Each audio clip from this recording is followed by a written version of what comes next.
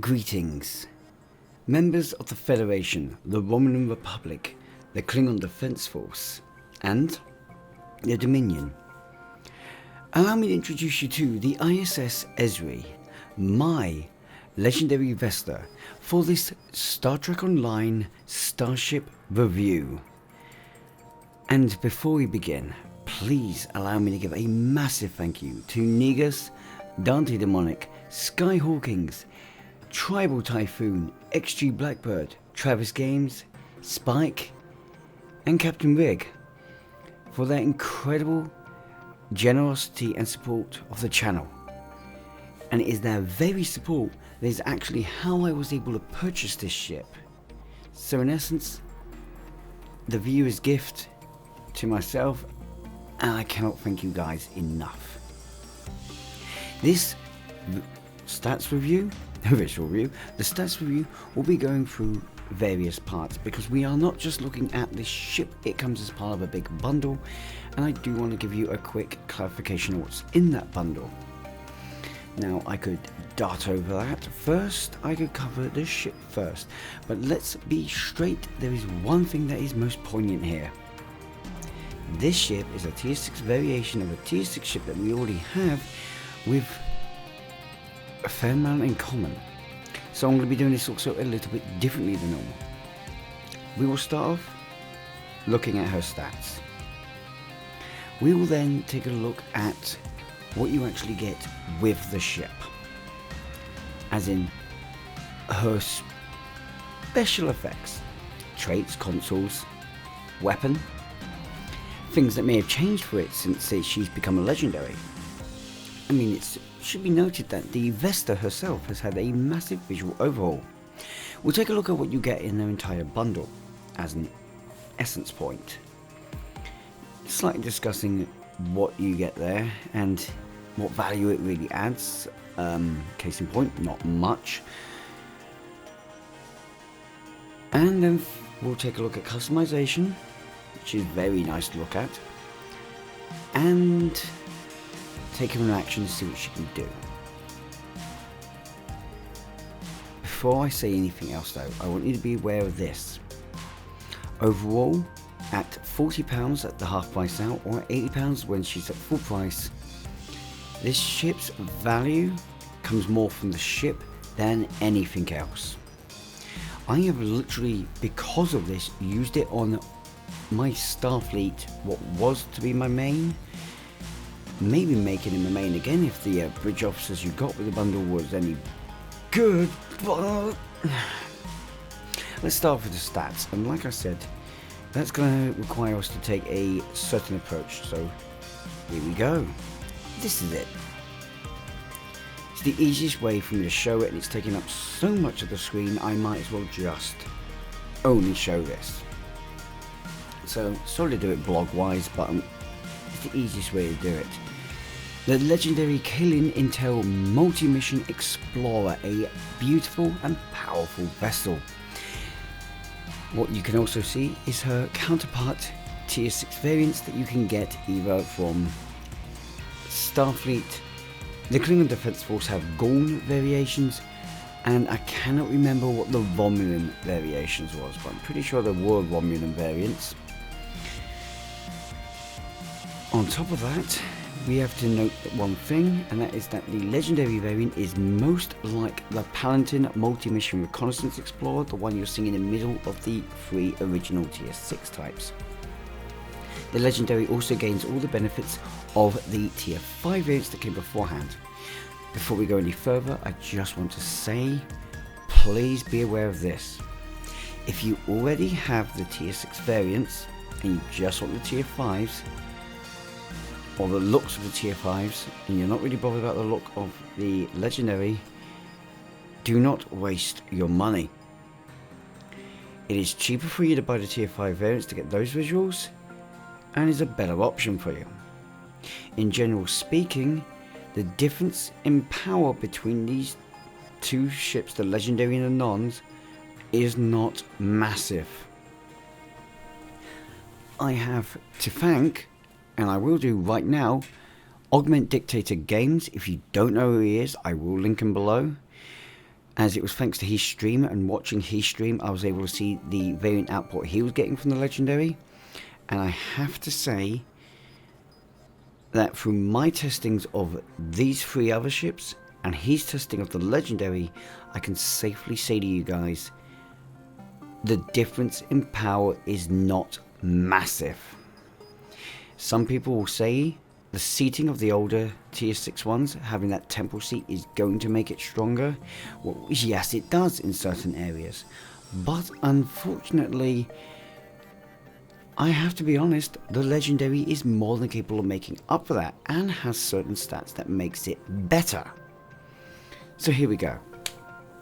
The legendary Caelian Intel Multi-Mission Explorer is a tier 6 multi-mission science vessel type with a level 65 hull of 42,750 like all of their counterparts, and a shield modifier of 1.4, just like the previous tier 6. Turn rate 12, same as before. Impulse modifier, however, is 0.27. The inertia rating is 55. The warp core, well, it's Federation. Who cares? Bonus power settings are +5 to weapons, shields, and +10 to auxiliary. This is reasonable in my opinion. I personally would have preferred her to maintain the Paladin's bonus power settings, but it suits her.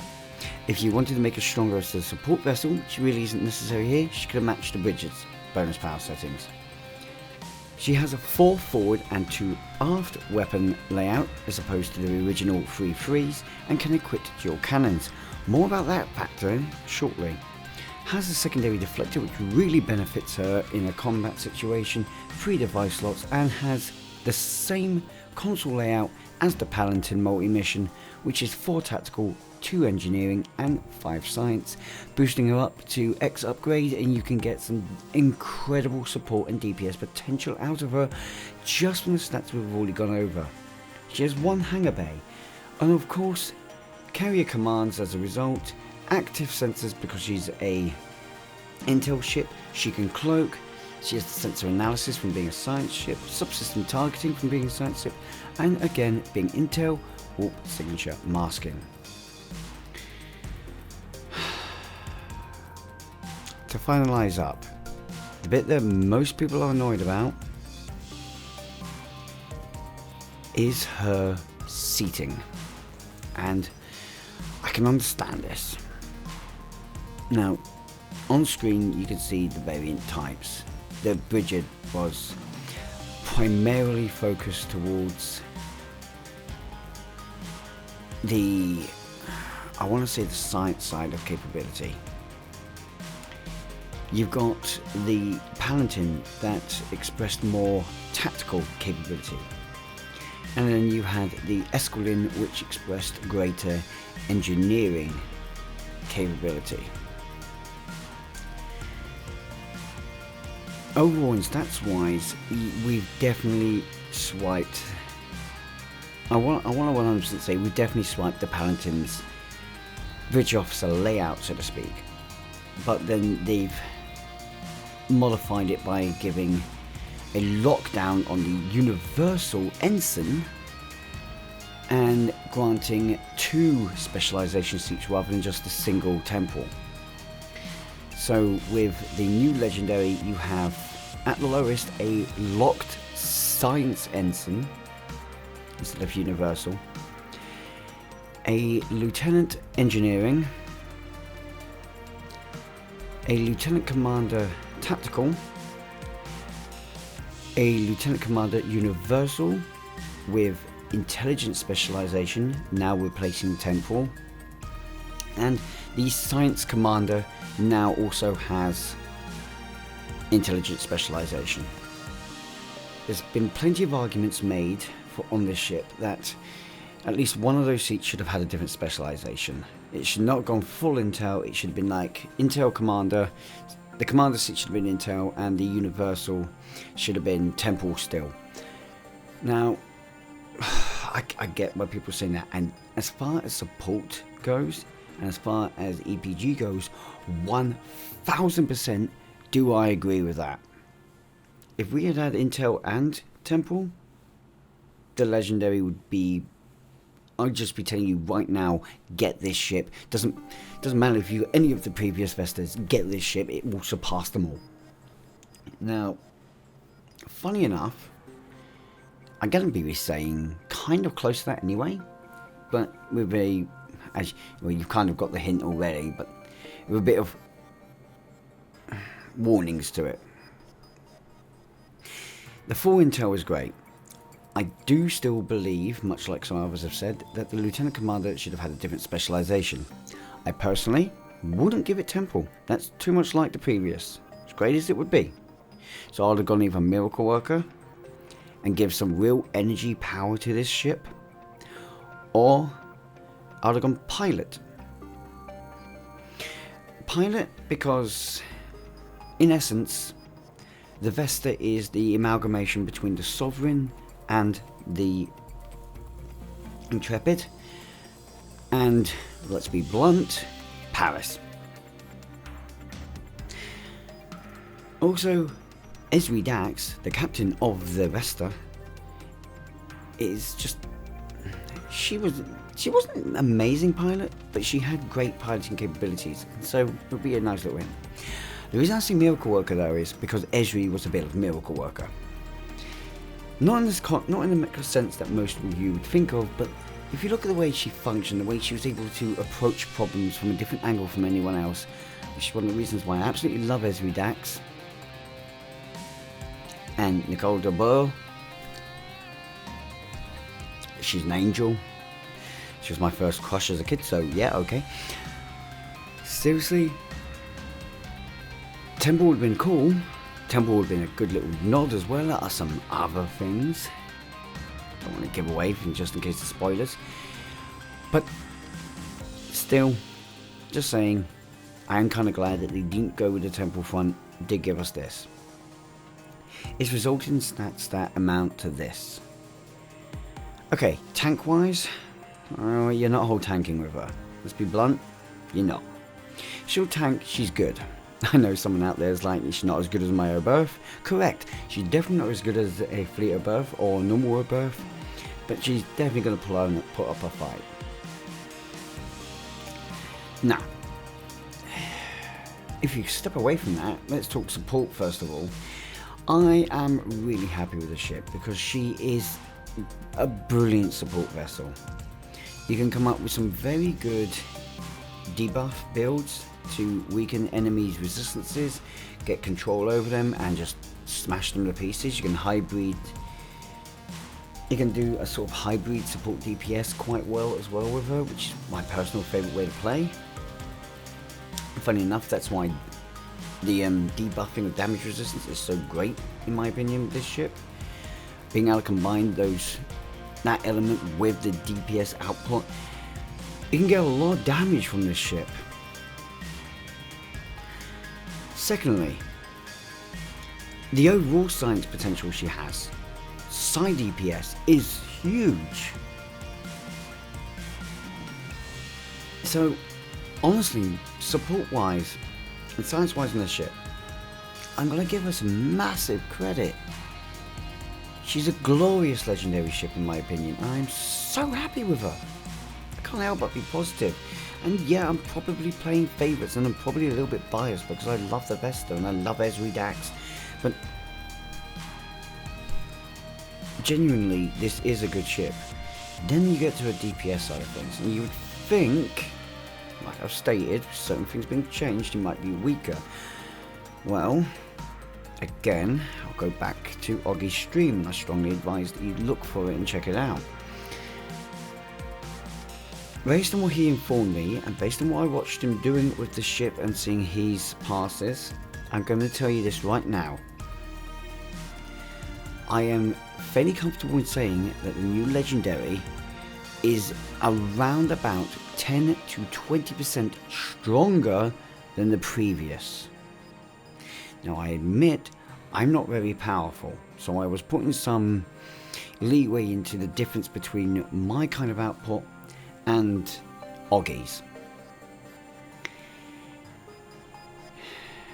But then even when I've gone to fly this ship myself, I've definitely seen an overall improvement. The basic testing build that my YouTube members and patrons will get to see, the build they will see there is actually a very, very similar build to what I actually use on my Palantir. To see such an exponential growth in power, honestly guys, she is a very capable vessel. So again, scoring here, tank. Overall tank score is, well, since hull is the primary, gets a bit of a kick, and I'm going to give her 1 out of 10 as hull tank, but 2 out of 10 as shield tank.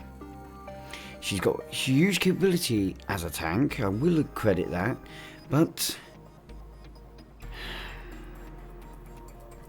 I don't really want to give her a very high score in that section, purely because the primary element of healing and support and tanking, comes around the hull, and it's a little bit too vulnerable in my opinion. A little bit too vulnerable for tanks, even if you are a shield tank.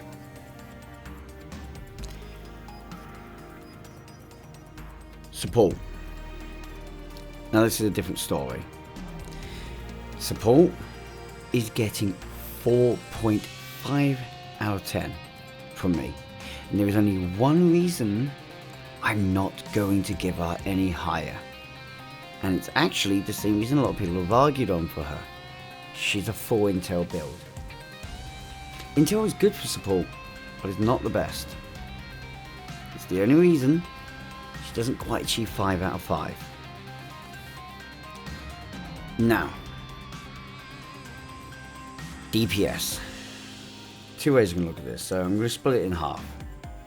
Tactical DPS, she has great potential in.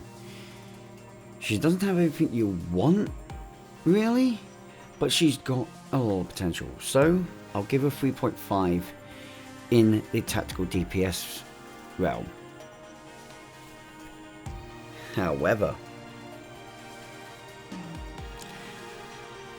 inside EPS,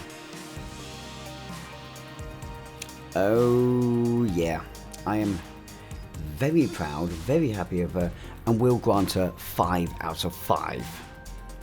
She is a brilliant side DPS vessel, with very few that quite come up to her.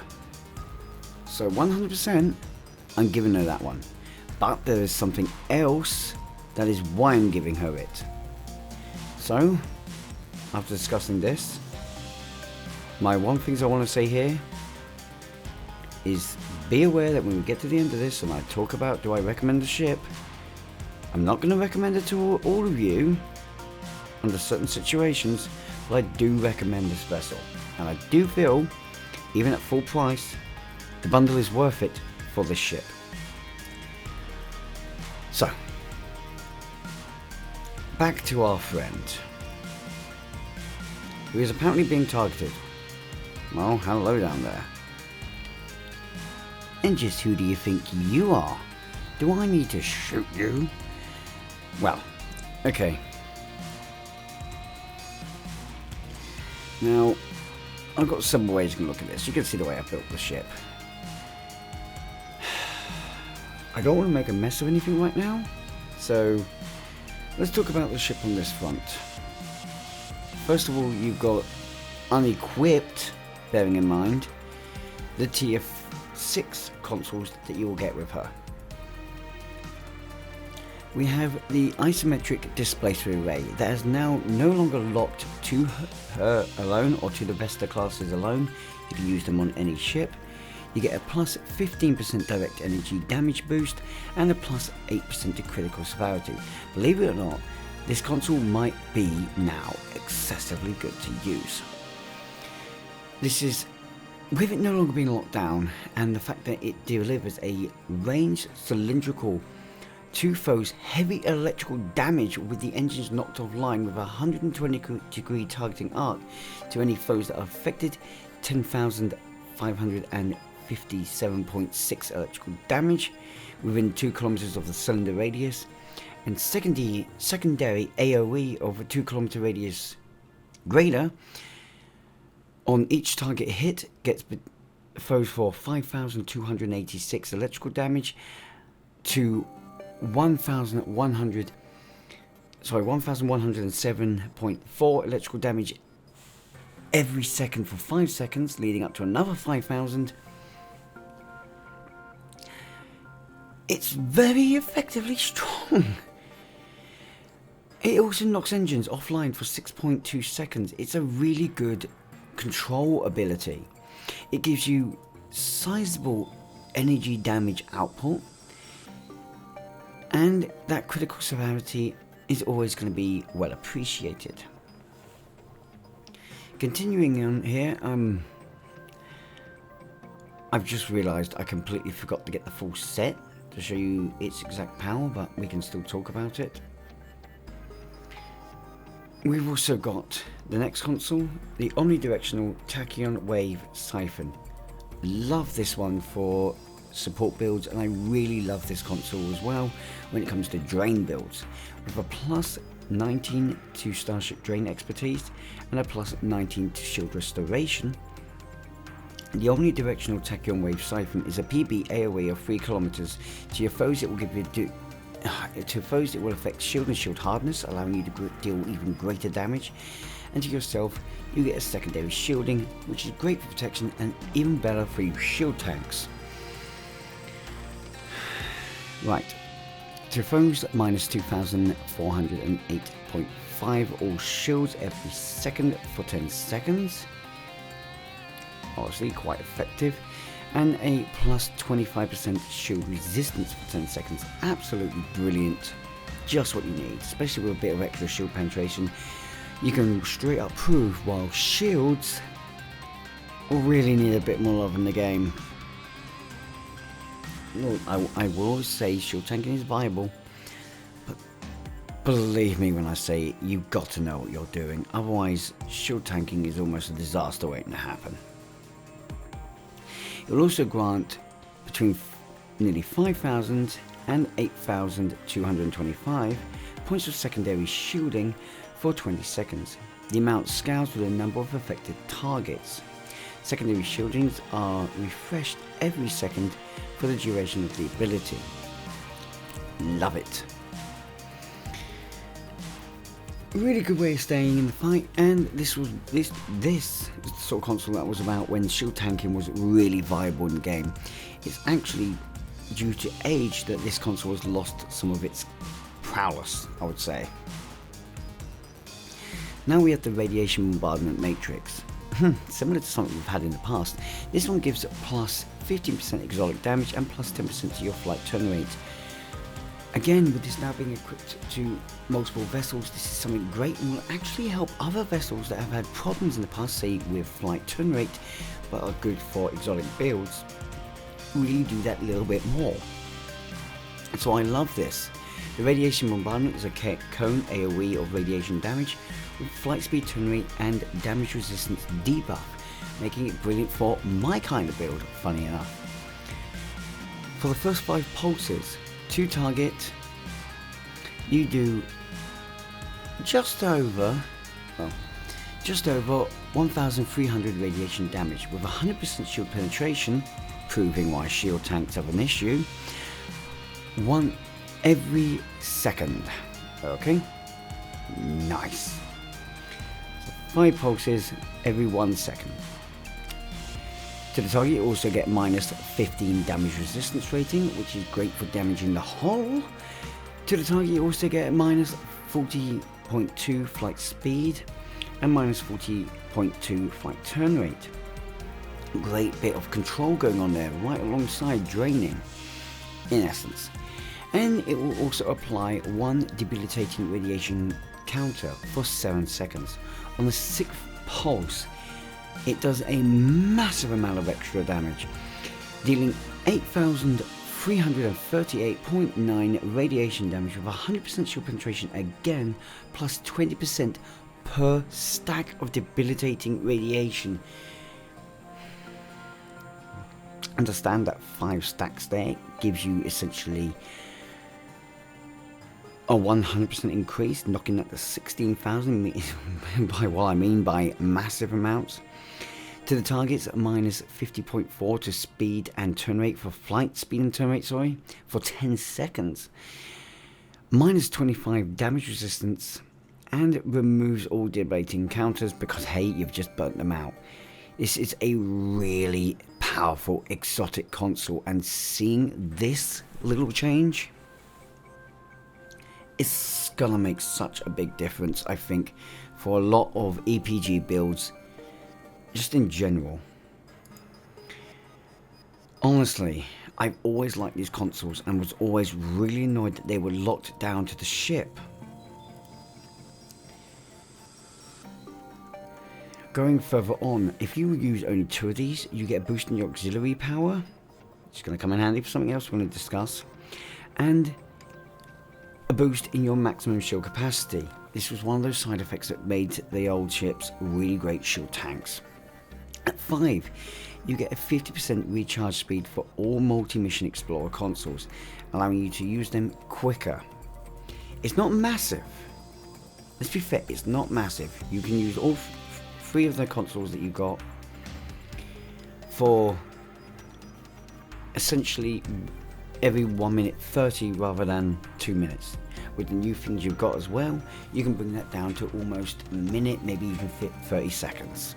It can be really powerful if you know what you're doing. And of course, 4-piece, if you want to go that far, you can upgrade these and make them extremely powerful. The question there is, would you want to use the protomatter field projector with this? Well, let me be honest with you guys. The protomatter field projector is an absolutely amazing console. I'm not going to go too much into it. I'm just going to quickly hint to you. It's essentially a healing console. Now, a lot of you are probably going to go, what? Why would you want it then? Healing is kind of pointless. You kill your enemy quick enough, you don't have to worry about healing, and it's very true. But how annoying is Kobayashi Maru? How much easier does it get when you start healing all of them? How much easier is it to help out your allies when they have to drop their shields to beam someone up, and you've got a heal on them so that no matter how hard they're being hit, you're recovering them? The protomatter field projector is actually a really strong console when used right and in the right timing, but it's specific for builds. It can only really be utilized on support builds, so unfortunately never consider it for tank or DPS. It's just blunt there, let's be honest. It's a survival console, but it's a better survival console not for yourself but for your allies. It is only meant for support. If you want a survival console that's meant for yourself, well, you want the Kobali enhanced manifold. I can't remember exactly what it's called. Don't want the protomatter field projector. I would consider the 4-piece full set if you are a support build type as well, or going along the lines of drain or control. But I'm going to be honest with you, the boosted build up you get from here is powerful. Not that much more powerful. 2-piece set is the one I'd really limit to. Pick your consoles right. Maybe use 50 if you really want that recharge time, but honestly there's better ways to get that these days. So stick to the 2-piece. Okay, from this, let's talk weapon. You get with this ship this little weapon here, the the Ox Phaser dual heavy cannons. They're really nifty little weapons. Why? Well, because now you can upgrade them. You can also re-engineer them. You can also use more than one. Not like the quad cannons, these ones you can stack more than one of. This is dangerous because the Ox phaser dual heavy cannons don't draw their power from the weapon system, they draw their power from the auxiliary systems. In essence, if you've used these right, and keeping in mind you can only use these on either multi-mission science vessels, science dreadnoughts, or science spearheads, it is actually possible to actually arm your ship up with some weapons that use weapons power and some weapons that use auxiliary power, and utilize that well to come out with some rather strong DPS builds, tactical DPS builds. I mean, you weaken greatly the science capability of your ship and the uses that you'd get out of RPG and such, but you greatly increase your overall tactical DPS output. The big catch comes down to, I'm not sure how to phrase this actually, comes down to balancing it. You want it on a good science ship with a lot of tactical capability. You do that, and this could be really powerful. Just saying. Because it's not hard to get multiple of these, you literally just have to reclaim the ship multiple times. That's why I have multiple. Away from that, let's talk about traits. Oh, no, I didn't finish consoles, did I? Oh, okay, we'll go back to this. First console then, we have the Quantum Field Focus Controller. You know what, I love that. A devastating phaser beam attack with a 45-degree arc. Essentially, it's almost like a lance in essence. It will deal 2,700 phaser damage per second for 12 seconds, so a decent amount of phaser damage over time, and will deal, well, a 2.5% chance of disabling a subsystem. Basically, it's a really powerful phaser beam. Think of it that way. Unfortunately, this is a tier 5 console. It has no passive abilities, and Cryptic, you need to start learning that once you make these ships, these old consoles, like you did with Keldon, for example, like you did with the Keldon, the tier 6 Keldon or tier 6 Galor, they gave you an advanced version of it. They need to do that with these consoles. So Cryptic, update this please. Advanced Quantum Field Focus Controller, and give it some decent passives, please. Yeah, same for this console. This console, the Universal Multi-Dimensional Wave Function Analysis Mode. This is a decent enough console, giving, well, to your target, it gives almost 500 plus repel. To yourself, it gives you 36.3 kinetic damage resistance boost for 1 second. Okay.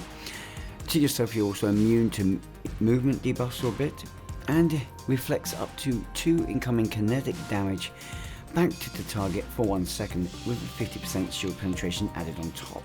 You're also immune to teleport for a second. It's a really brief ability, but with such a effective use. It's a survival console. The only effective problem to it is, again, it's a tier 5 console, no passives. It really isn't worth having. Then we have the sympathetic pheromone transceiver. This is a PB, AOE, hull and shield repair with plus Starship particle generation, giving you hello plus almost 700 hit points per second for 20 seconds, almost 200 plus shield regeneration for 20 seconds, plus 15 to Starship exotic particle generation. This is going to be really helpful if you've got exotic damage going out. And unfortunately, once again, it then goes nope, because it's a tier 5 with no decent passives. The overall set bonus is also sitting with the same problem. Chronoton integrated quantum slipstream is fair enough. It is a nice, fast, a powerful slipstream. you might want to consider using this on certain ships on a 2-piece set if you're doing a certain mission, but otherwise I'm not sure why you'd use it. Your travel speed in sector space is also boosted. Your quantum focused shield bubble is quite nice as well, as it, well, to target yourself with it for 3 minutes, recharge timeless, ouch, immune to all damage for 1 second with 100% shield resistance, and your weapons offline. It's great for what its idea do, but if you don't time that right, it does nothing for you. So again, it's a why would you? Honestly, I'd keep 2 consoles and use it on a very specific build only, and that's one that needs good sector space speed. So before we get to trait, like I was trying to get to, let's summarize a little bit, okay? First console, isometric display array. Really like it, really think it's great for EPG builds, really think it's good on damage. So, honestly, with all that it's capable of, out of 10, because I prefer to array consoles out of 10. I'll do it out of 5, sorry. Out of 5, I'll give this one 4 out of 5. Omnidirectional tachyon wave. This one is better for different uses.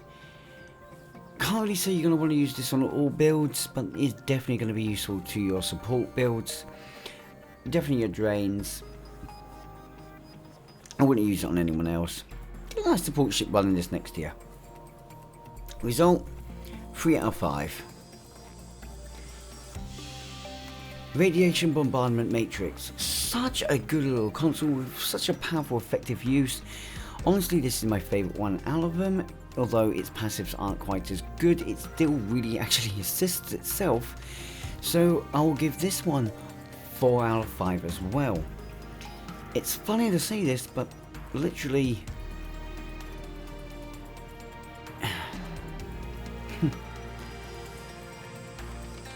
if the first console out of these 3 and the third out of these 3 swap the passives, I would definitely downgrade one, but one would definitely then hit 5.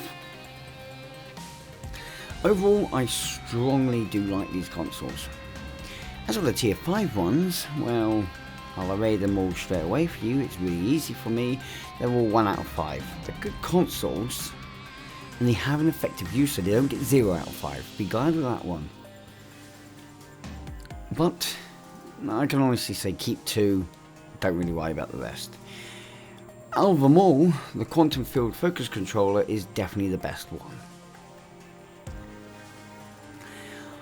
The Ox Phaser Cannons.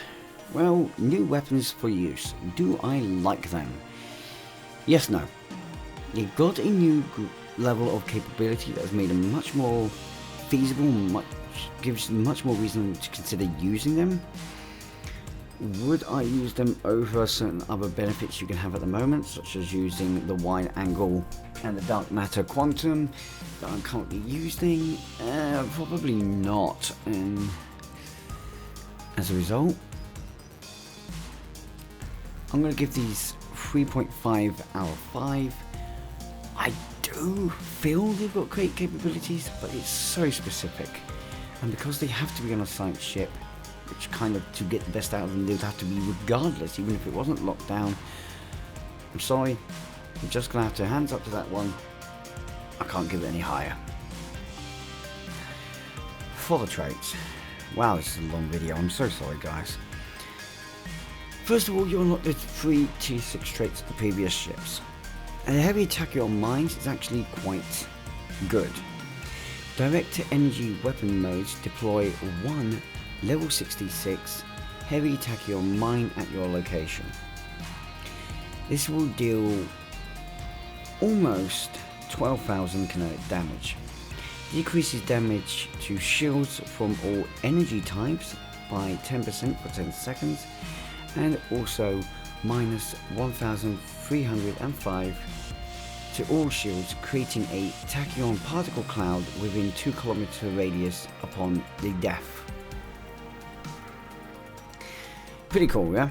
This cloud will have a minus 777.1 to all shields every half second and can only occur once every 30 seconds. Heavy attacking on mine, has its uses. I wouldn't really consider using on a DPS build unless you are a straight up kinetics build. It's more versatile and useful for certain types of support build, especially mine, where you go for depletion of the enemy's defenses in order to deal greater damage. But even then, nowadays there are definitely better ways around it, so probably not 100%. It's not aged well. I'll give it 3 out of 5. Exotic particle shielding. Well, okay, this is plus all damage resistance and exotic damage resistance. Great. When using engineering team, science team, or tactical team, plus 9 to all damage resistance for 15 seconds, stacking up to 3 times, and plus 9 to exotic damage resistance with the same effects. Okay. On paper, it sounds good. It does sound good, but this is a trait. It's taking up a very valuable slot. It's not quite powerful enough for that. There are way too many ways to do that better. In fact, you can do that a lot better. As a result, that trait, sorry, 1 out of 5. And that's just because it's a good cheap trait. If you go for that ship. Not this one. Charged particle reaction. Now this was funny. I still remember Valakin using this and seeing it chaining together like mad, and like a mad horse gone crazy. God, I miss Valakin. The charged particle burst. Well, charged particle burst causes a chain reaction. So once it's gone off once from you, it hits an ally. It bursts again from that. Sorry, ally. It's an enemy. It bursts again from the enemy to hit nearby enemies. This charged particle reaction, it will disable cloaking systems for 5 seconds, and it will have a minus 3.3 shield resistance for 5 seconds and a minus 1892.5 target shields for 5 seconds. It sounds great. It can be easily boosted in its strength and buffed, so that does make it more effective. Honestly, I can't really say you'd still be using this, but for an effective degradation of shields, well, against shield tanks it's very useful. But again, with the ways to bypass shields these days, I can think of a few weapons that just have natural bypassing of it. I'm not going to be too harsh on this because shield tanking is, in my opinion, still viable. So I'll give it 3 out of 5. And the only reason it's not going to get ever achieve high with me in that straight is just purely because there are better options, and again, this is a trait. So we get onto the we get onto the console of question, the trait of questions. Sorry, this is a big area. I had my theories about how this will work. I made a video on how I think it should work. If Cryptic listened to me, I guess they took half of what I said. They didn't listen to me. I just happened to guess what half of it would be. But here we go. On use of hazard emitters or intelligence bridge officer abilities, you enable an automated low HP heal. Keep in mind, this is on a trait slot. It needs to be really good. Unfortunately, it is not. Cryptic, if you're hearing me right now, please buff this trait. Buff it massively. I can even tell you right now how to do it. First of all, you got the first part great. On activation, I would have said at the end of the duration of the ability, you gain 1 Caton charge, but this one they've gone with on activation, build 1 charge of Caton reconstruction, maximum of 10. 10 is perfect because in essence that's 100% heal. Too bad it can't actually achieve that. In fact, it never will, and I will put the same argument against here now. The way this is working, while you are below 50% hull, so only while you're below 50% hull, you remove 1 charge of Caton, reconstruction, and restore 10% hull. So if you go to 49, it will trigger, and you go to 59. It will then wait 5 seconds before it can trigger again. Sounds like reasonable, yeah? Problem is, it's not. Here is a very viable thing to happen. I've seen it happen way too many times. Enemy strikes you.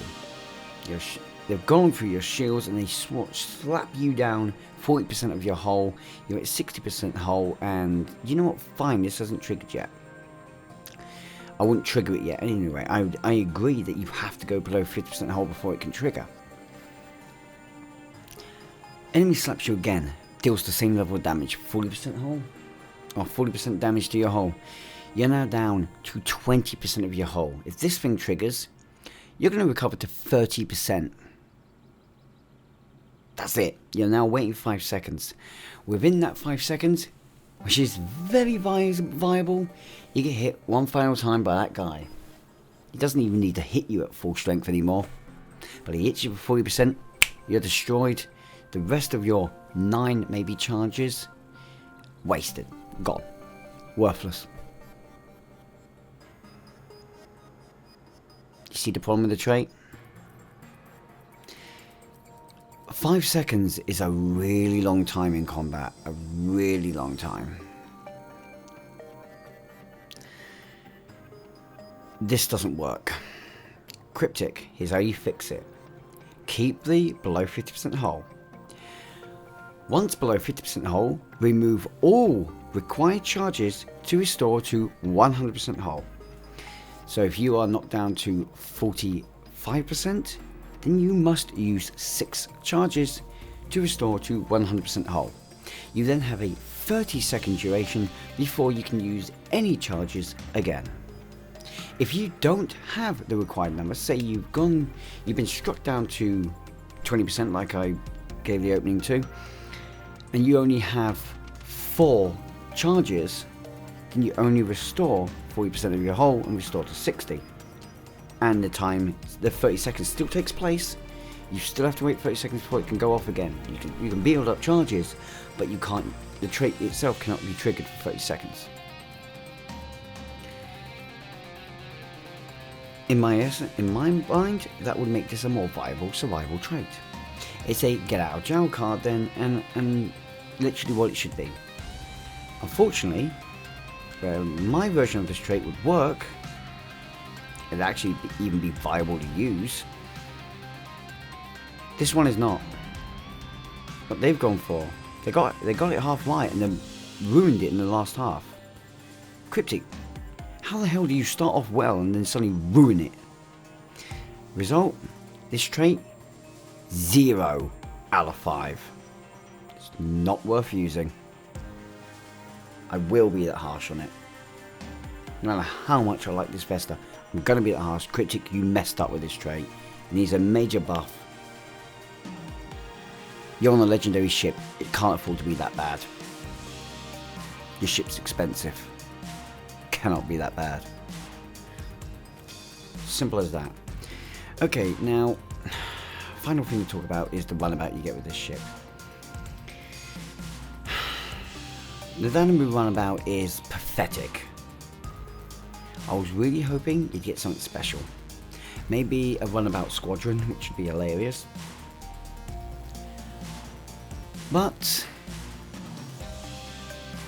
if anything, I would have gone with an Intel runabout or a Yellowstone runabout, or just had a little bit of a laugh with it. Come up with something different. Honestly, this is a no from me. I cannot get behind it. It's not worth it. The first thing I did was replace it. I've gone straight to the Alliance fighters because they are currently my personal favourite to use. I like them. They're fun. I'm just saying, I'm just going to be harsh on it because they're just not. Even if you upgrade, they are still not worth the hassle. You can get so many better ones. Here's a good example of a much better one. The Advanced Mirror Universal Shuttlecraft is even in its standard one, is way better than the runabout. That's not a good thing, Cryptic. Now then, from all this, let's shush for a little bit and let me be a bit more positive, kind of. Now, my viewers have got, my YouTube members, sorry, patrons have got to see this up close, so I will show you guys it as well. We'll do that on ground, but for the rest of the bundle you get some specific little extra benefits. They sound great, they really do. It's another one of those, oops.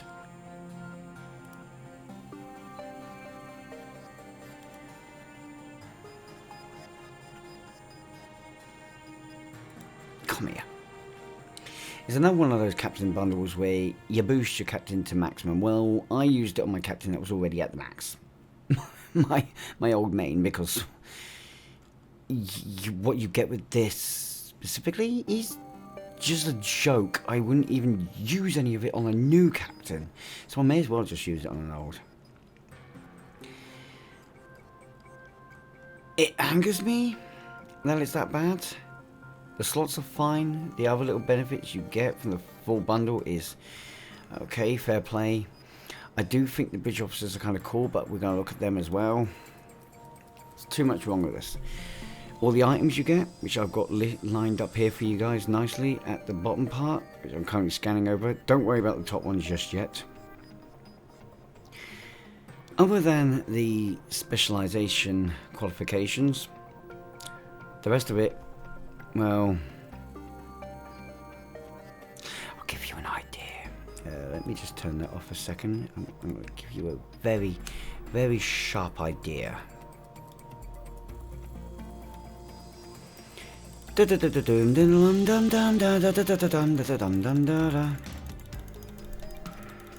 I'm not joking. I am not joking. Nope. No. I mean, maybe. Ooh, do I want to consider all of the... No.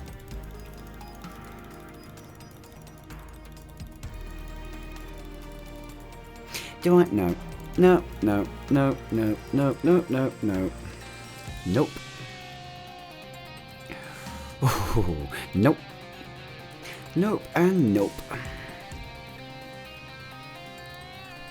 Was that clear enough?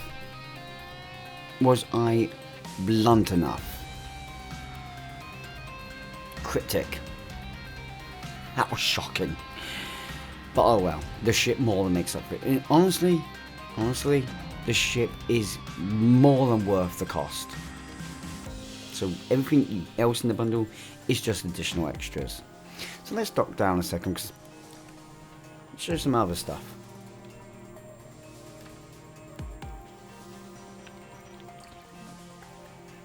Okay.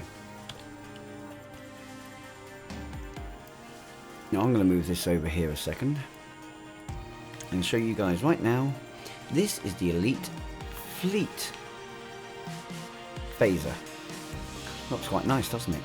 Really nice looking weapon. I have the Pulse Wave here. Let's equip the Pulse Wave version, I think it's this one, yep, of the new special issue Phaser. Okay, so first of all, guys, yeah, that's the difference.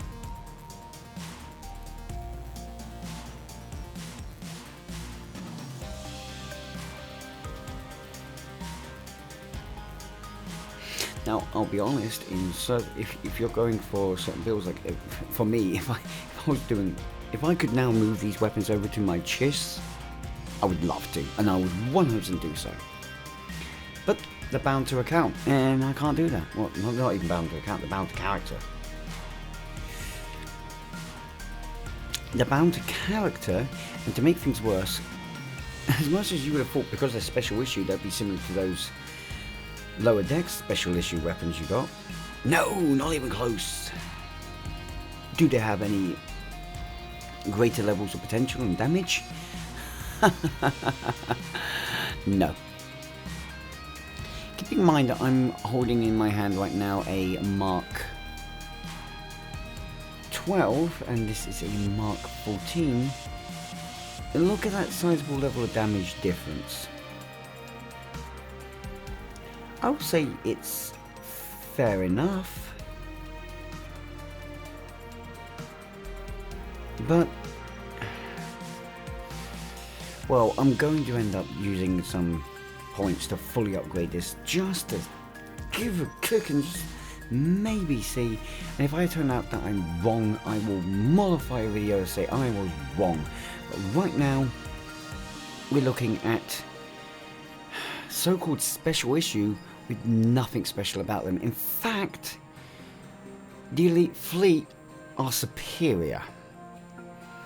Not only are they superior, but these special issue phasers that you're getting with a nice dark look, well, I swear I'm not trying to shoot you in the face.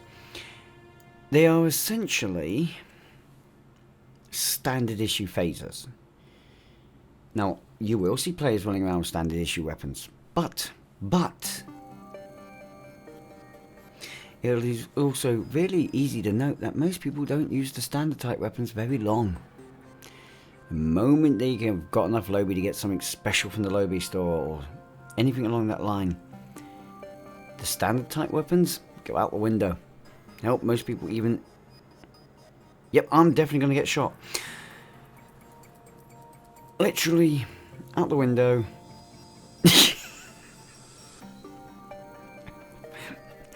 I love the grey skin. Literally, standard issue goes in seconds, not even considered. So these weapons face the same issue. They're not viable. And that really annoys me. You can't even reclaim them anywhere else. You can't even use them if you want to on a different character. You have to use them on the character you unlocked them on. Ouch. Great. So how about the bridge officers? Surely they're better. We'll start with Catherine Janeway. Look at her. She's equipped with special issue high density beam. Kind of fitting for her, actually. The main thing that makes or breaks a bridge officer is their traits, right? Leadership is quite good for her. Why is that not superior leadership? Lord have mercy. Okay, so out of all captains that you've ever seen in Star Trek, yeah, she's not among my favourite of the hero captains, but she is in my top captains of all captains. And quite frankly,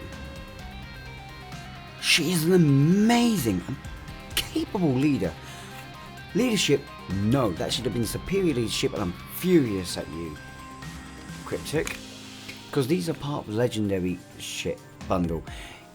And I'm sorry, on Starfleet, Federation officers really have a weakness when it comes to bridge officers. It's really hard to get really good, effective bridge officers for them. So, no, that should have been way better. Superior Tactician, though, makes up for it, kind of, except one big problem. Look at that, plus 7.5. You ready for me to break that? 7.5 to projectile weapons and energy weapons. I'm going to break that right now.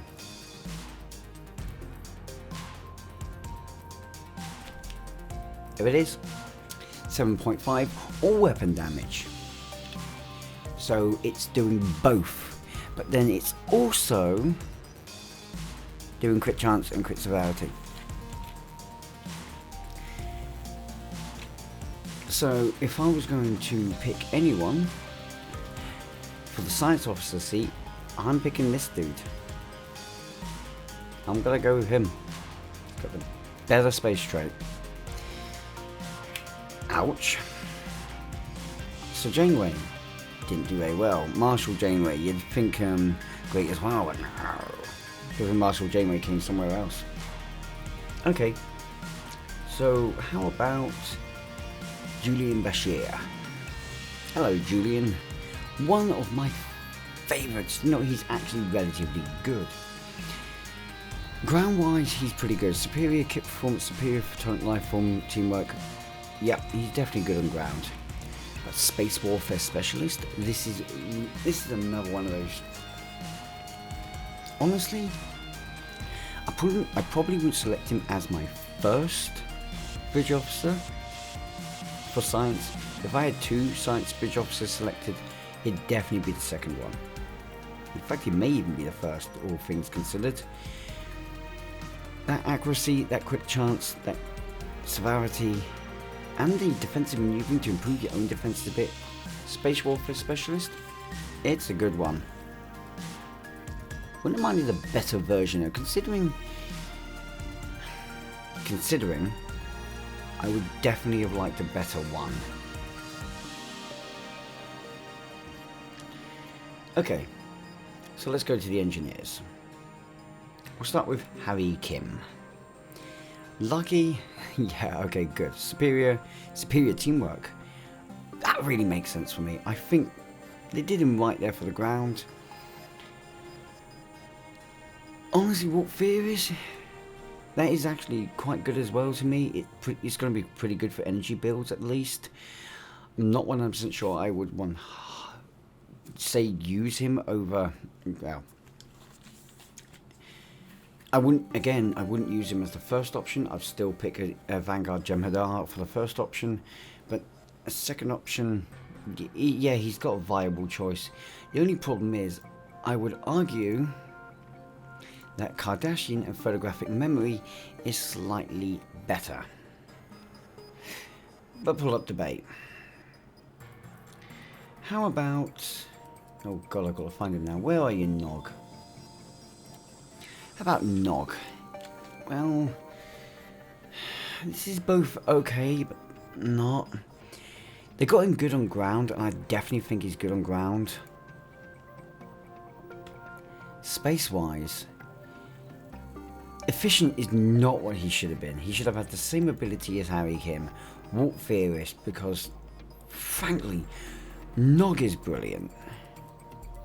He is an absolute technological genius. Techie for whole restoration regen, okay, that's fair. I kind of like that, and it'd be good for tanks. So Nog is great for tanks. I'm just really annoyed that they kind of did Nog dirty here and didn't give him a little bit extra power. Gets worse though. Let's go with Tuvok. Love the actor. Not really a fan of Tuvok as a character though. Honestly, you can see straight away you're not going to want to use him in space, but he is immensely powerful on ground. If you want to go for a close quarters ground build, he's probably the bridge officer to go for. If you didn't want to go with something more aggressive like Phoration or Caelian. And actually, even then, he might be better than them. So, quite frankly, we have a very good choice in officer here for ground builds for any away team. Finally, I would say, Cryptid gave us a good one. Wow, 1, maybe 2. Maybe 2. Let's count Julian as one of them. So 2. Too bad you can get him elsewhere as well. Tom Paris. This one pisses me off. Tom Paris is known for his piloting and his starship expertise. Elusive. You've so done him dirty. Leadership again. He was so inspiring to Harry Kim. Leadership is fine, but I would say as he's grown, yeah, he definitely should have had superior leadership. Superior Photonic Officer, Superior Stubborn, well, do you know what, both of them are very accurate for him, especially Superior Stubborn, because he's as stubborn as it gets. But I am annoyed that they did him dirty here. He should have, in my opinion, he should have actually had 3 space traits. He should have been really powerful. One that gave him something similar to Superior Romulan Operative, if not basically Superior Romulan Operative.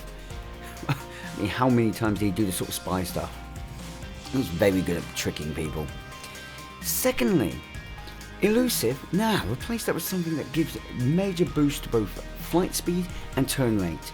Because, let's be frank, he's great. He's a great pilot, and he should be showing that. Leadership is fine. I do kind of get behind that one. Just want to say, just saying, he definitely should have been stronger. And so the bridge officers, no.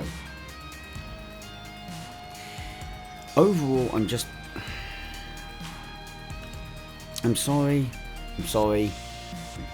Cryptic, and no, I'm being harsh on you. You're probably not happy with me. You're probably angry at me. Go for it.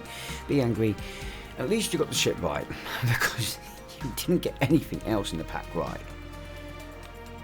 Ouch, that was mean of me. I'm sorry. I have no filter. Right.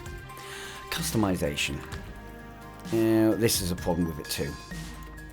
We're going to quickly gloss over customization so I can show the ship in action for you.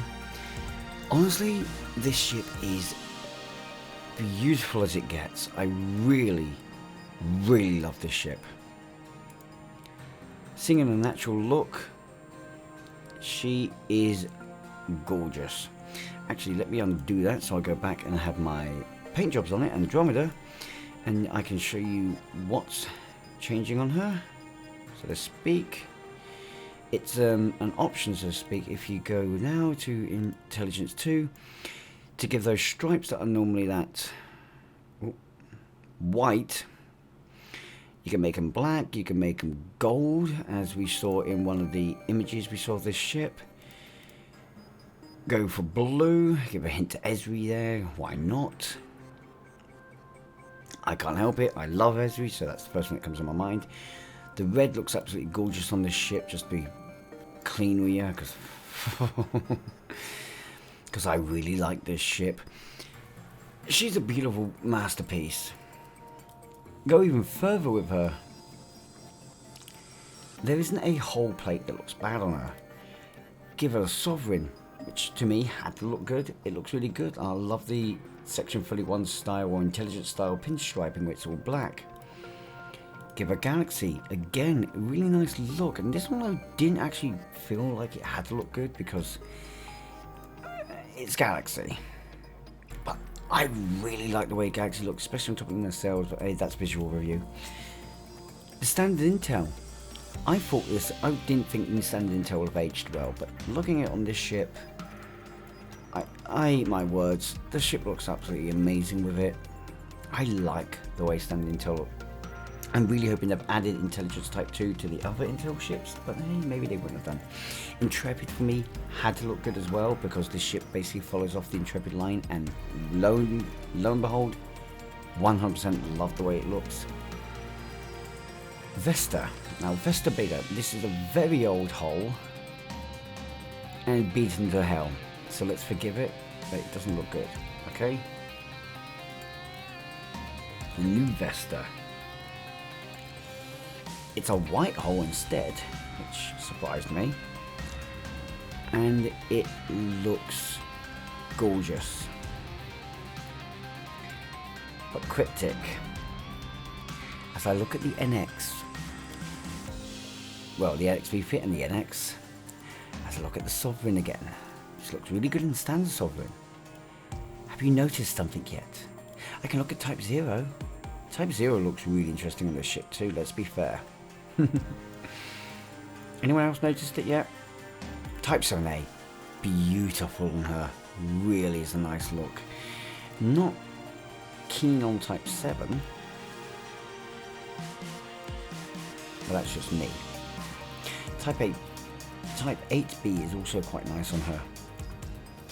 Type 8 can be quite fun, but it's a different look, isn't it?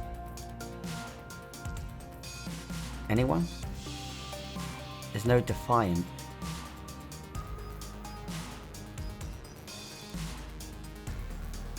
Cryptic, Eagle or Bug, there's no Defiant. Oh well, at least the new Vesta looks absolutely beautiful. You can still throw the old Vesta skin on it if you want. But what I like is the fact that they've now done the Vesta pattern instead and made it a white hull, leading to this, which means you're gonna have just that a little bit more fun with the Vesta's look. Perfect. Good job, Cryptic. Amazing with that one. Paladin, Looking nice. Upgrade its hull type, and yep, she's lovely in her current looks. Rigid, you can guess it's got the same benefits coming along with it. And some of these looks look absolutely stunning for the ship. Esquilin, Raidmaker, Aventine, and we've of course already looked at the Vesta. I'd still argue on these ones they're not great, but hey ho. Throw the Vesta skin on any of them, and these suddenly look a lot better. We can be gentle with it on that one, yeah? Yeah. The only problem you're going to come along with, I do have to bring this up, so it's why I'm taking a little bit longer here talking about customization.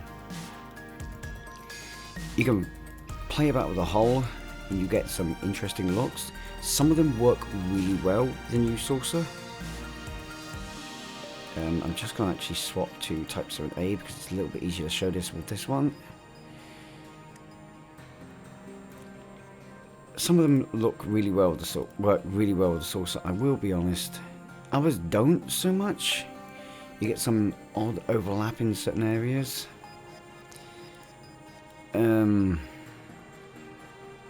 Kind of avoiding it. You can sort of see it's okay there-ish. But then we have the big issue. If you stay and sort of stick there, but change the saucer, well, yeah, I think it's Bridget's the best one to show it. There you go. Little bit of texture overlaps, and looking on the sides, actually, better go back to Palantir for the one I'm going to look for now. There it is. Raidmaker. Bad overlapping. Same issue underneath again. If it wasn't for these weird texture overlap points that break it, you could get some really amazing looking variants of this ship. And if these texture overlaps don't bother you, then, well, you're fine. But if you're like me and these little overlaps are a bit of a grind to you, because there's something you can't ignore, it's a little bit disappointing that they didn't 100% think it through. However, all things aside, you can really play about with these pylons, the nacelles. It all looks really great with this ship's design. All other pylons and all other nacelles really work well with this ship, as well as basically these pylons and nacelles work really great with any other version, even on the Vesta. Looks absolutely, hang on, I've got to do it. Looks absolutely beautiful on her. So let's just be fun. Not all perfect, but really good.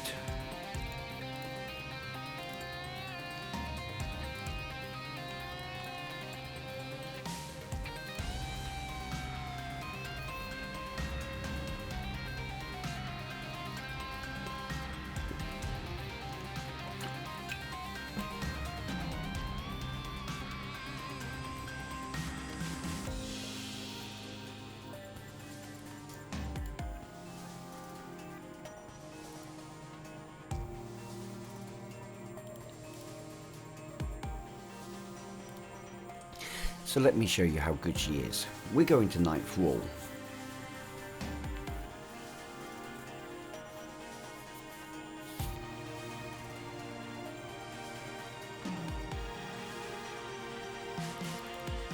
Because I think this is a brilliant way to show her off. I have difficulties in Ninth Wall sometimes, I'll be honest. But with this ship, it's a walk in the park for me. I'm going to be really annoyed if I die this time. Oh, I get them again. This is fun. Oh, that took a little bit longer. Let my pets fly out and go nuts. Get that off. Really, oh, I know I forgot unconventional systems block. That's what I forgot. Right. I'm going to grab those while I head over to Madron.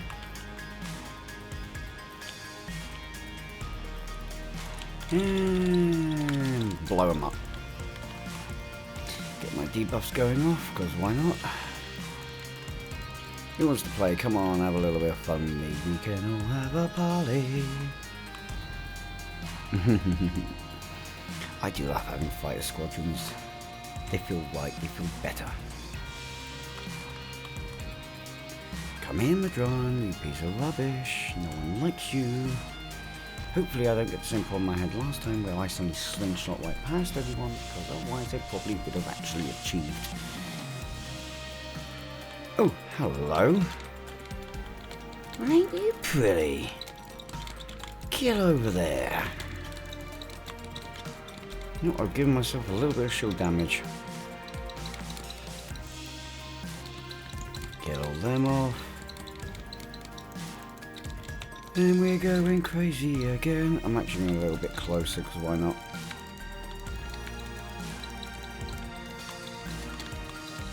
I can afford to do that.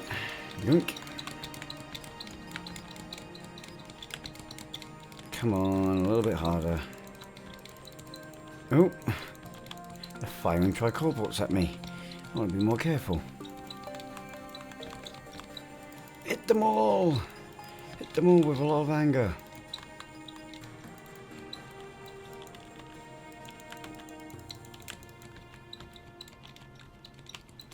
Don't let them fly away. That's really annoying when you do that. Come on. I'm blowing them up so quick, I'm actually kind of missing on opportunities. And we're having some fun. Hey, if any of you try flying past me, I'm going to be really annoyed. Get back here, you burger. I'm going to drop that off on you. Sit. Nope, I need a turn. Because I won't have been dragged that way.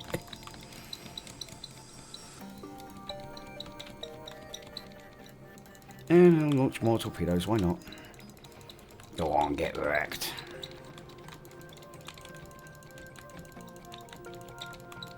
I'm enjoying this too much. It's too easy. It's just way too easy. The new legendary is just everything I could have hoped for. Hello, fleet. I'll help my fleet out later. What?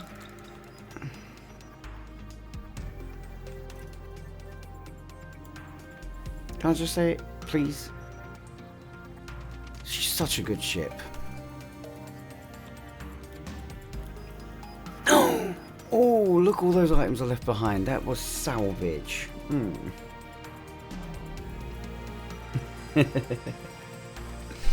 All jokes aside, guys. Please, if you will, hear me out. I've got to be honest with you guys. I think she's more than worth the cost. By an easy mile. Sure, there are ships that can do certain areas that she does better, but you know what? I have never been so overwhelmingly happy as I am right now with this ship. Do I recommend it to tanks? No. Even you shield tanks, I'm sorry, no. She's not something to consider if you are a shield tank. Do I recommend her to support players? With a clause, 100% yes. 100% do I recommend it to support players any day of the week. This is a ship. This is a must-have ship for support players. DPS players, again with a clause. Do I recommend it to you? Yes. Of course I do. She's got so much capability. You might not like all of her traits, you might not like all of her consoles, but she has a lot of capability, and hell, if you want some fun with the side of DPS, she is the perfect ship to select to get into it and get going with. So yes, 100%. Now what is this clause I keep going on about? Here's the catch. She's brilliant. she is more powerful in effect than her original counterparts. By a fair amount.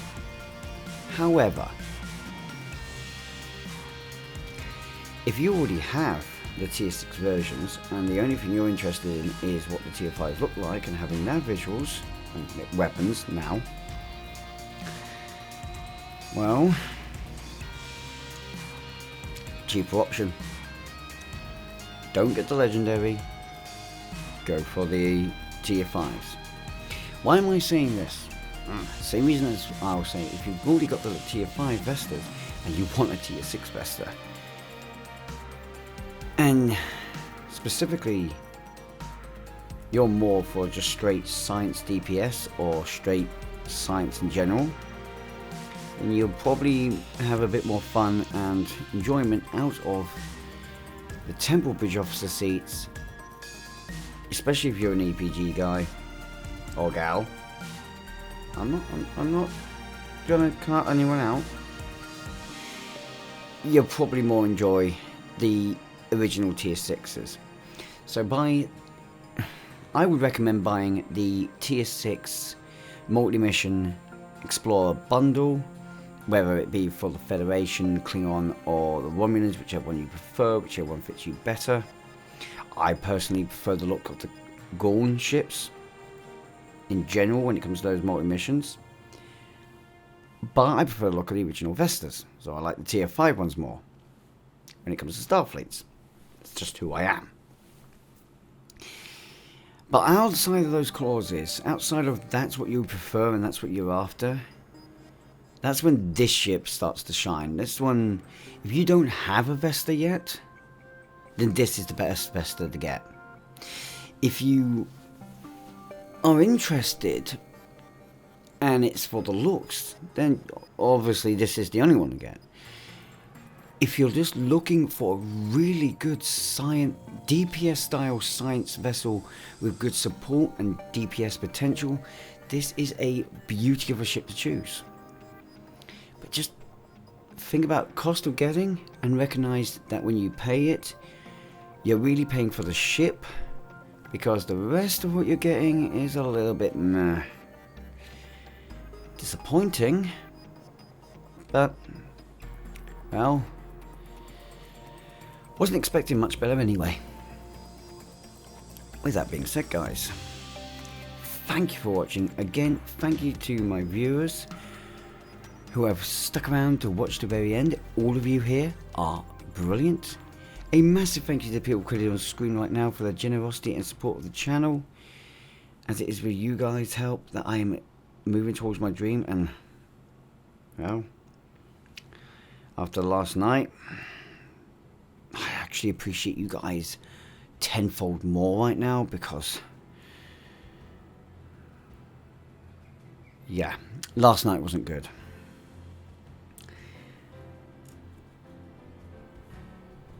And a big one, just a big one for you guys.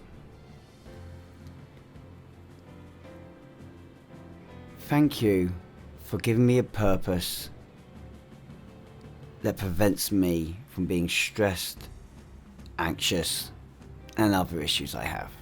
When I see you guys help my health, I'm sorry if this sounds corny, but when I see you guys help my health, I really do mean it. Every like on a video, every nice comment, every view, thank you. It means a lot. Until next time, guys, live long and prosper. Ciao for now. Thank you for helping my dream become a bit more of a reality.